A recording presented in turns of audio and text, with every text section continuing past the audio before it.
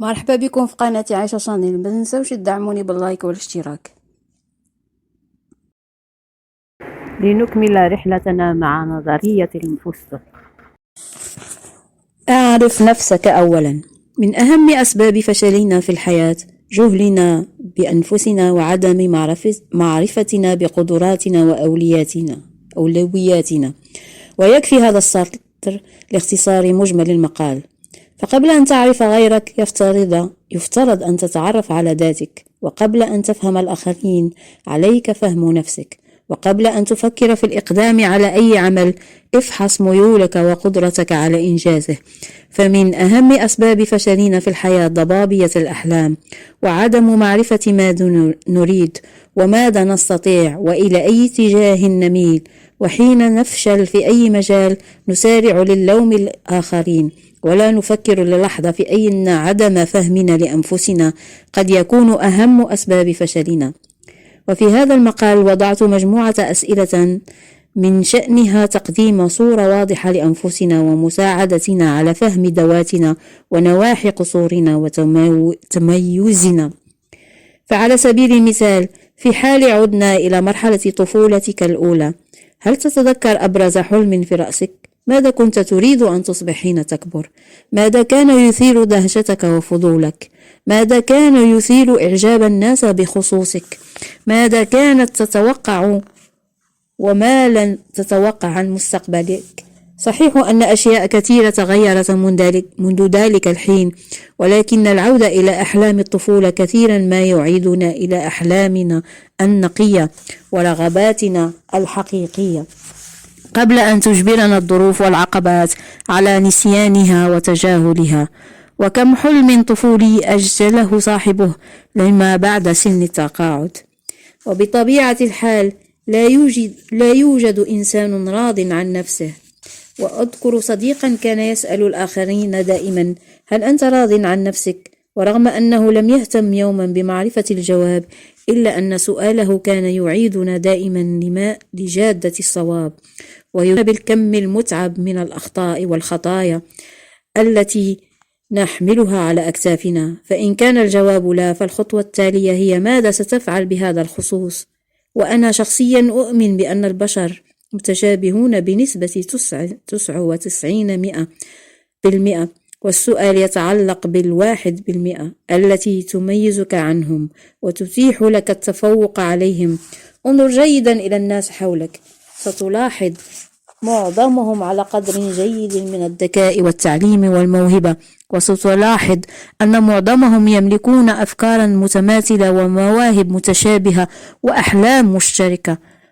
والآن عد إلى نفسك وتأملها جيدا، وحاول معرفة الشيء الذي تتميز به عنهم وتتفوق به عليهم وتفعله أفضل منهم.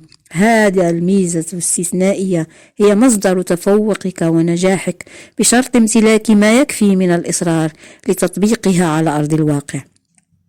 أيضا من المهم أن تتخيل نفسك بعد سن التقاعد، وهل هناك ما ستندم عليه بعد سن 60؟ فمن المهم ألا تفعل حاليا ما لا ترغب في رؤيته حين تصل لهذه السن. حطم مبكرا كل عادة أو فعل أو مشكلة صغيرة تتبول هذه الأيام قبل أن تصبح كبيرة وتصبح التخلص منها حين يشتعل رأسك شيبا. أما في حال كنت نقيا ولم تفعل شيئا صغيرا تندم عليه كبيرا، فعليك التفكير في شيء نبيل لم تفعله صغيرا وستندم على عدم فعله كبيرا. ولأن لا أحد يضمن الوصول لسن التقاعد، تخيل ماذا ستفعل لو أخبرك الطبيب لا قدر الله بحتمية وفاتك بعد 6 أشهر. فحين تعرف حتمية وفاتك بعد وقت معلوم ستبادر بسرعة لإزاحة كافة الاهتمامات الثانوية وغير المهمة في حياتك، والتركيز على أهم هدف أو هدفين كنت تؤجلهما دائما. فما هو مثلا وأول شيء ستسارع لفعله مستقبل عائلتك خلال هذه الفترة القصيرة؟ ما هي الفكرة أو المبادرة التي تريد أن يتذكر بك الناس؟ وهل لديك مشروع نبيل أو فريد حان الوقت لتنفيذه بعد أعوام من تأجيله لأسباب واهية؟ كل هذه الأسئلة من شأنها منحك فهما أفضل لنفسك وإعادة تعريف لذاتك. وقبل أن تلوم الناس حولك اعرف نفسك أولا، ولا تتوقف عن التساؤل بخصوص هويتها ورسالتها وأبرز أولوياتها. وكثيرا ما يقدم السؤال نصف الإجابة. النظرية باختصار: من أهم أسباب فشلنا في الحياة جهلنا بأنفسنا أولا، والإصرار على كل ما يدور خارجها. العودة إلى أحلام الطفولة يعيدنا إلى أحلامنا الأصيلة ورغباتنا الحقيقية. هناك شيء يميزك عن الآخرين، حاول اكتشافه واستغلاله للتفوق عليهم. وجهت وجهي للذي فطر السماوات والأرض حنيفا وما أنا من المشركين. إن صلاتي ونسكي ومحياي ومماتي لله رب العالمين لا شريك له، وبذلك أمرت وأنا من المسلمين. اللهم أنت الملك لا إله إلا أنت ربي وأنا عبدك. ظلمت نفسي واعترفت بذنبي فاغفر لي ذنوبي جميعا، إنه لا يغفر الذنوب إلا أنت. واهدني لأحسن الأخلاق، لا يهدي لأحسنها إلا أنت. واصرف عني سيئها، لا يصرف عني سيئها إلا أنت. لبيك وسعديك والخير كله بيديك، والشر ليس إليك. أنا بك وإليك تباركت وتعاليت، أستغفرك وأتوب إليك. اللهم إني ظلمت نفسي ظلما كثيرا ولا يغفر الذنوب إلا أنت، فاغفر لي مغفرة من عندك وارحمني إنك أنت الغفور الرحيم. اللهم اغفر لي ما قدمت وما أخرت وما أسررت وما أعلنت وما أسرفت وما أنت أعلم به مني. أنت المقدم وأنت المؤخر، لا إله إلا أنت.